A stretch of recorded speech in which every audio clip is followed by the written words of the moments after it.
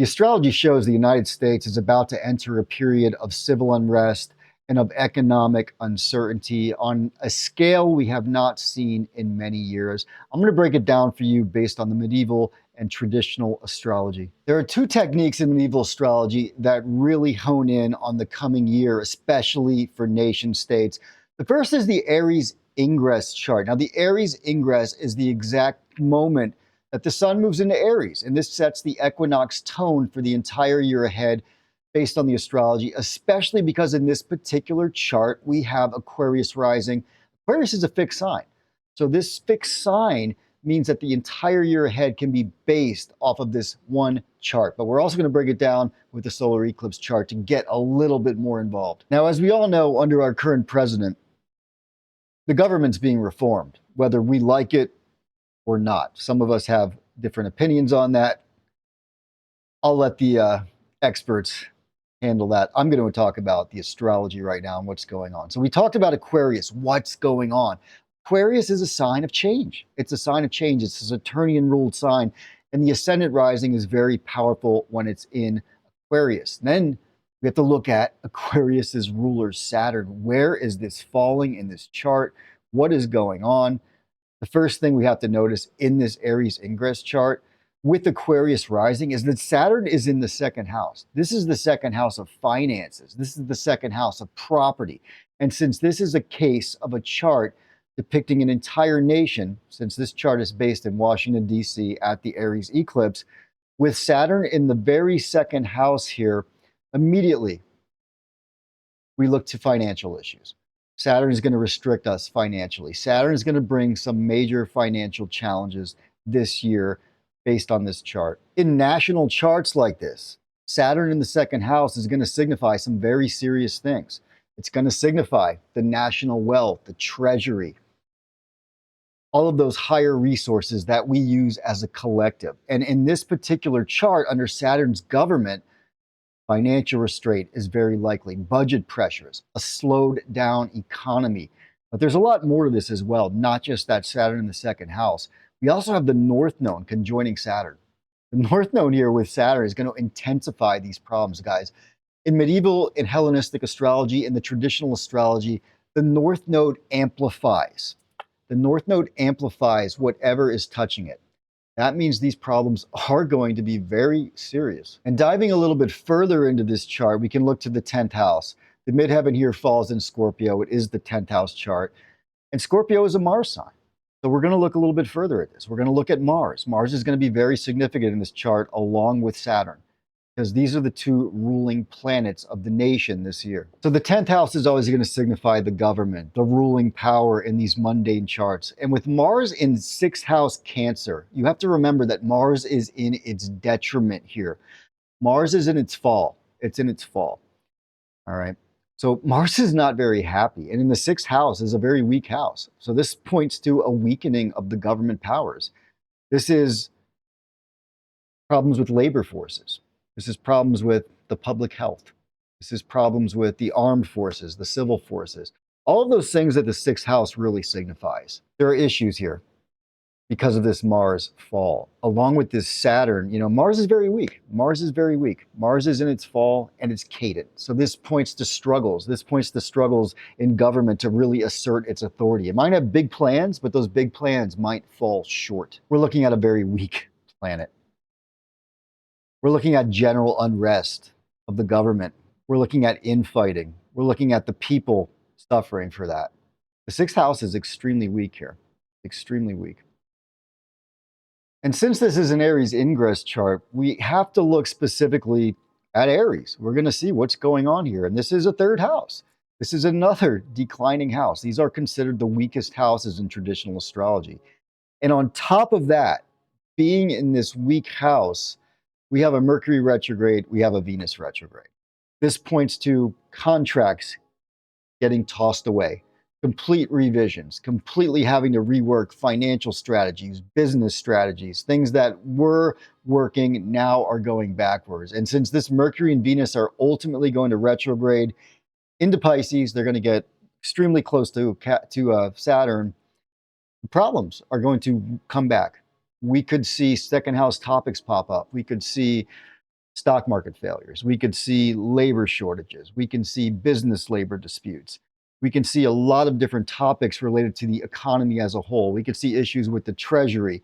I know there's been talk of making a cryptocurrency part of our national strategy, which is a horrible idea. If something like that gets implemented, we are looking at some serious problems. And since we have Jupiter in Gemini, also in its detriment, Jupiter does not like being in Gemini. Its home is over here in Sagittarius. We have it completely opposing in Gemini. Jupiter is very weak. This speaks to overextending in investments, putting too much in. So ultimately, when they do collapse, when they do fall down, the overextension becomes very apparent to everyone. This can point to bubbles in the stock market that pop.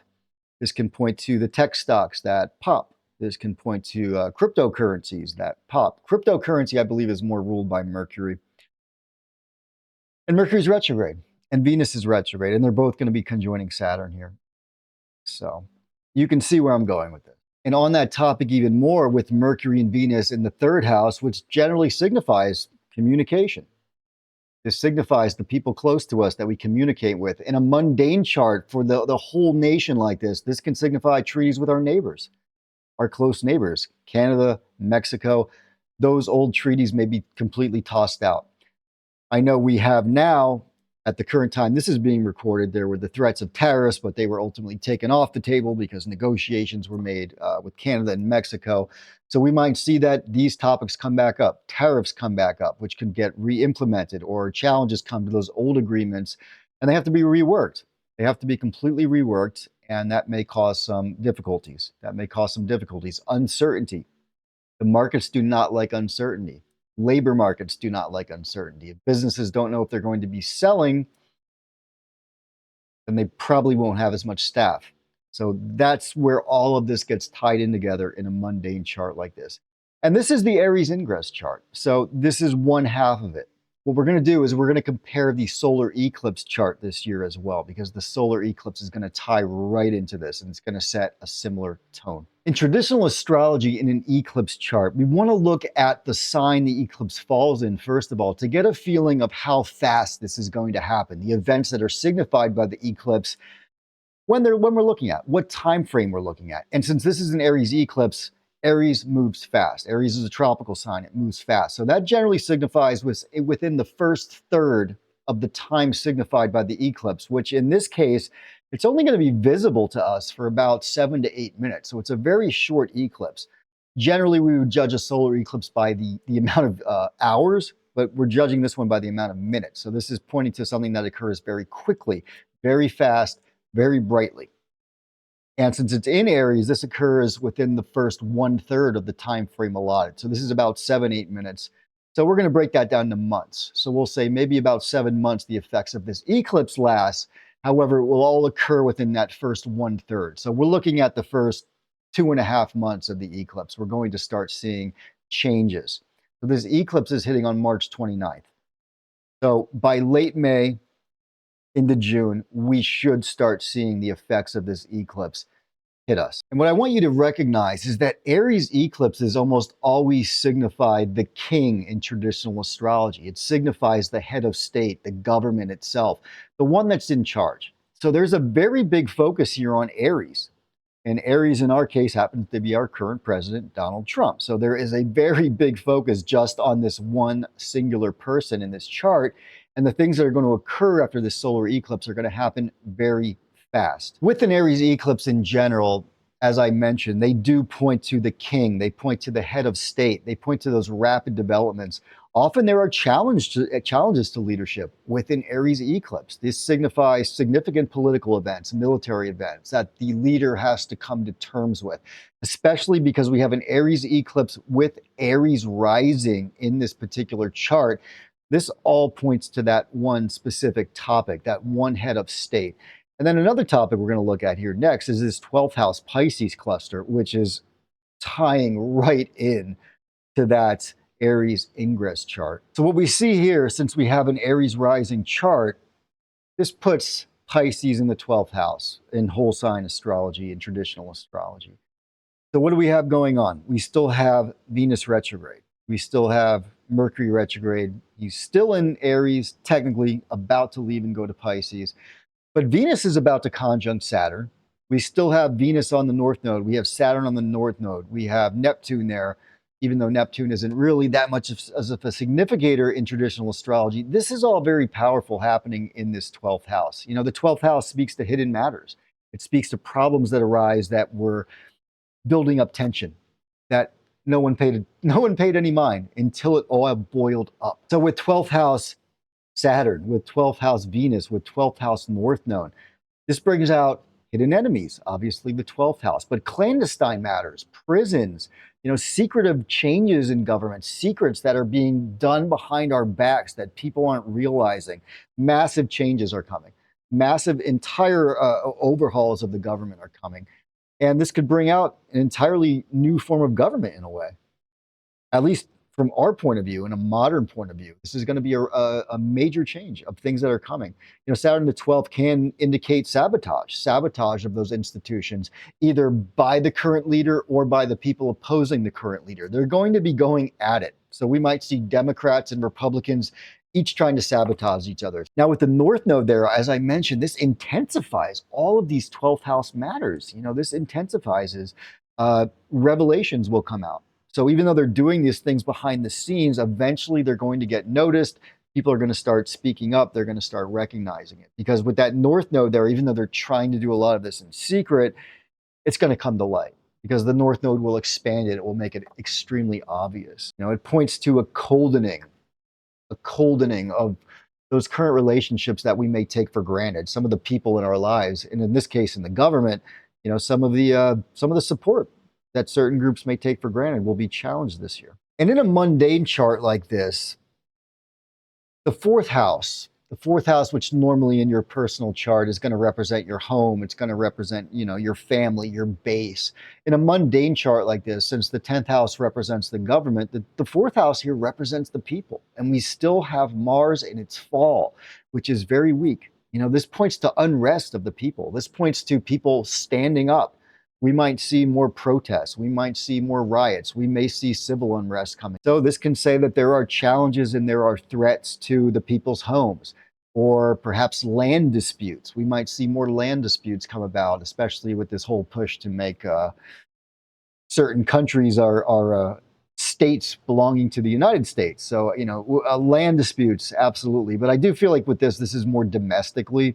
So I feel like there are going to be land disputes. We're going to see some civil unrest coming this summer, as early as June, especially when that heat starts getting up, which is represented by Mars, and your emotions start getting worked up, which is represented by Cancer. We might see an enough is enough thing. Enough is enough. People are going to be very, very upset, and they may start standing up and acting out. I wanted to go through a few historical comparisons I found about this Aries eclipse and this ingress chart, and similar themes that have come about in history based on similar eclipses. So in 1936, there was an eclipse in Aries.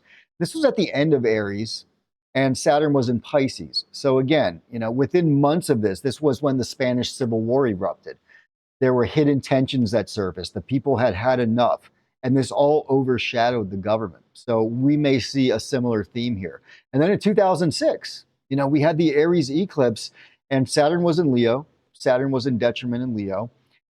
And this had conflicts like the Israeli-Lebanon conflict. So this was a war. So this points to civil unrest. This can point to quick wars that pop up.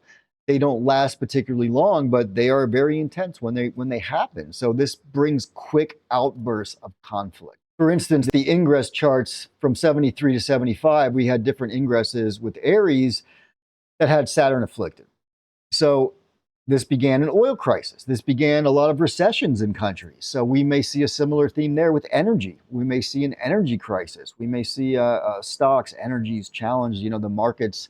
There's going to be a major restructuring of world economic powers this year, and people deciding who they're going to do business with. You know, we may see an expansion of the BRICS countries as they try to get away from the US dollar. All of these things are extremely possible with everything that's going on in this ingress chart and with this solar eclipse chart. And when you look at these, you know, there's a lot of dissatisfaction. There's a lot of dissatisfaction from the people, which we're already starting to see. As I make this, it's about, a little less than 2 months away from when these start to occur, when the eclipse and the ingress chart occurs. But we're already starting to feel it, and those tensions are going to start bubbling over.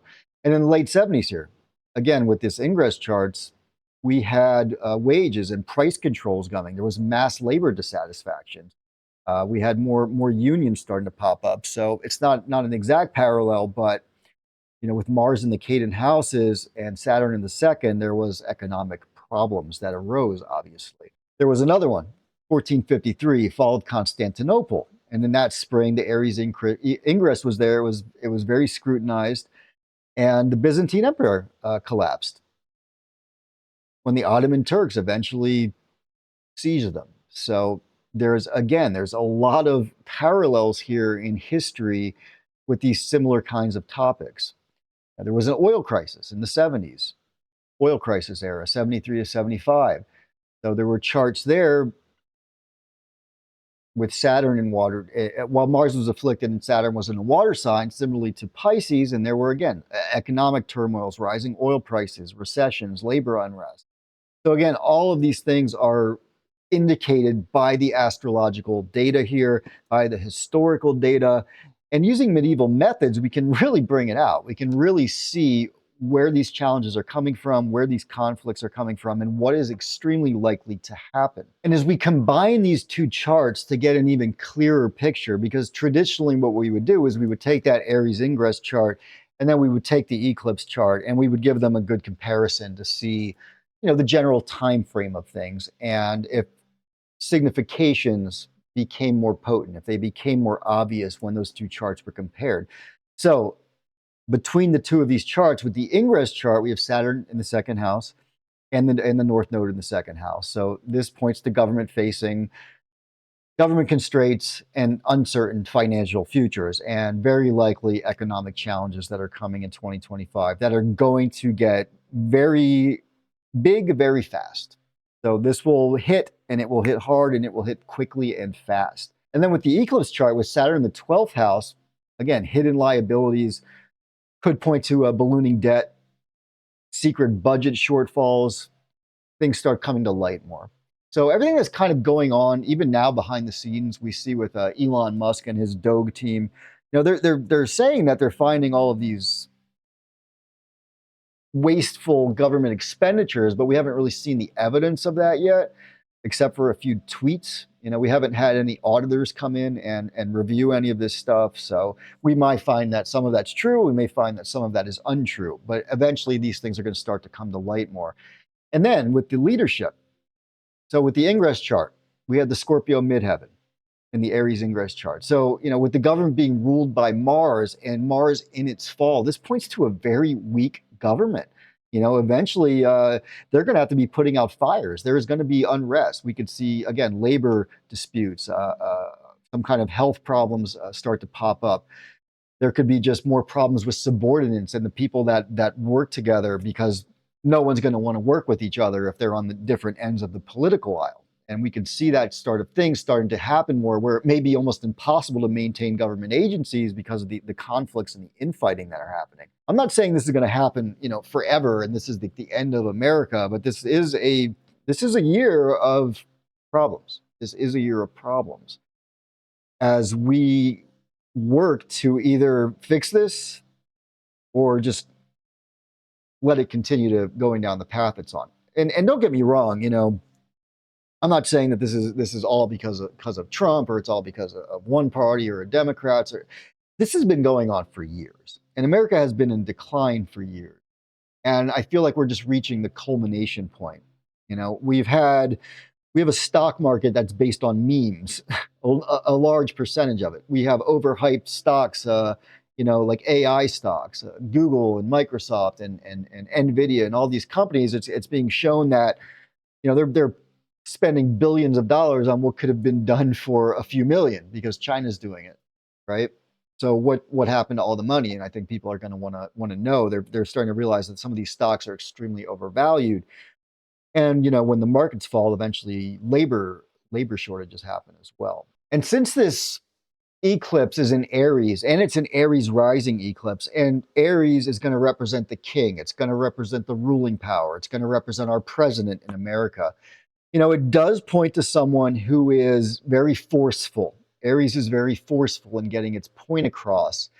However, with everything happening in the 12th house there, some of that boldness and some of that kind of jumping before you look may not end well, right? This can point to, behind the scenes things happening where there are challenges to that authority. Either creditors come out, there's issues with our monetary supply. Again, with the BRICS nations, we're already starting to see them talking about expanding. There can be challenges to the US dollar. All these kind of things can happen. I'm not saying it's going to fail, but I feel like there's going to be more challenges to it on a global level. And then with Mars, again, being in the sixth there, leadership is kind of just having to put out fires, right? Because that 10th house Mars is very weak. And the 10th house, again, is another sign ruling the government. And it's very weak. So it points to them having to put out fires, unrest, disputes, subordinate conflict. So all these kind of things are going on. So I talked about the domestic issues. Again, we could see strikes, labor issues, labor disputes, all that kind of thing. And with the combination between the Aries Ingress and the solar eclipse with that Mars, again, one being in the fourth, which represents our homes and our properties and the people in general. And then the sixth house, is representing how we work together. So we could see strikes, protests, all those kinds of things. People's living conditions get to a point of, again, where their wallets are affected, they're going to finally start making their voices known. And there could be challenges to the national infrastructure at the same time with those kind of issues. Again, if our energy supplies get afflicted, oil or, energy from abroad, it could very quickly, this could happen very quickly where people's wallets gets hits. They are unable to do the things that they're used to doing with the amount of money that they have. So there's going to be that kind of tightening. And then that Venus retrograde, again, there's a lot of diplomatic renegotiations there because we have the Venus and Mercury retrogrades. So with those kinds of things, alliances, treaties, trade agreements, all those kind of things can get reworked, renegotiated as we look and structure this new world order that we are moving towards. We are moving towards a new world order, one way or another. One way or another. So we're going to see a lot of old alliances broken, and we're going to see new ones form. And we're already starting to see that, again, with the whole BRICS expansion. So I feel like this is going to be a year of revelations. It's going to be a year of unrest. It's going to be a year of economic tightening. This is going to happen very fast. It's going to happen very fast shortly after this eclipse. So April, May, possibly like halfway into June, but it's going to be in that time frame there. It's going to be pretty tight. It's going to happen quickly. That's why I wanted to make this video a little early so it doesn't look like I'm just jumping on the bandwagon and screaming craziness. I'm just showing you what the astrology shows, and I wanted to give you those historical comparisons. So in summary, we're looking at fiscal tightening. We're looking at monetary challenges to both the government, but as well to the people. And the people are going to be a little bit hit by that. Hidden financial obligations could pop up. Budget deficits. Debts can pile up. Even with the promises of unburdening the debt, we may see that we really don't have a choice. We have to spend more money to stabilize things. Leadership will be bold. They will be charging ahead, but they may be ineffective, especially because Jupiter is in its fall. Jupiter is very weak. Jupiter is usually the planet that's going to help support us. Jupiter's it's in its detriment, I'm sorry. And it's in the third house, which is a weaker house. We are looking at very rapid events coming, rapid events. And this could point to political, domestic disputes. This can point to civil unrest. There could be military conflicts, as we did see historically. But I'm not 100% sure on that. I feel like this particular chart is more pointed to the domestic unrest between the two of these. So we're looking at a period of political volatility, extremely volatile situations, financial stringency as people's wallets gets tighter. There are going to be some difficulties in the markets. We're going to see things that were taken for granted kind of get the light shown on them for what they really are. So again, we might see things like cryptocurrency, which is already having some problems start to get worse as people finally realize that there's nothing but air behind it. And, some of the things like AI, as we're spending tons of money, but we don't seem to be getting our value back from that, considering China is doing the same thing for like 1/50th of the cost. All right, guys, that's it for me. I wanted to give you a rundown of what was coming based off these mundane charts for the year ahead, showing you the power of traditional astrology and showing you how accurate these charts tend to get when we look at them from a historical perspective. So based on the history of this, we're looking at these types of situations coming back and recurring. So come back in a few months. Let me know how I did with this video. I hope a lot of what I'm saying doesn't happen. Obviously, I really do. But based on all of these astrological significators, we do look like we are in a period of massive change. If you have any questions, leave me a comment, like, and subscribe, and I will see you guys later.